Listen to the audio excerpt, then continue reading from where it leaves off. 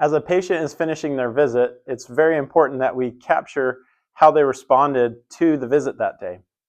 One of the things that you can help with, as you are the one that typically is seeing them at the end of their visits and excusing them for the day, is that you take the time to ask simple questions to gather how they responded to today's treatment. We call it checking in at the checkout. You might ask a question like, hey, how did it go today with all the exercises? Or, how did everything feel today?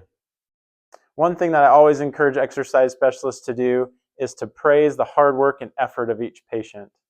You might say something like, hey, great job today.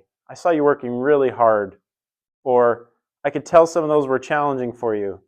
I'm so grateful that you worked hard so that you could get better. These are important things that take a little bit of time but make a huge difference in that patient's care. If you do learn of anything that would be of note to the providers, be sure to pass along this message to them.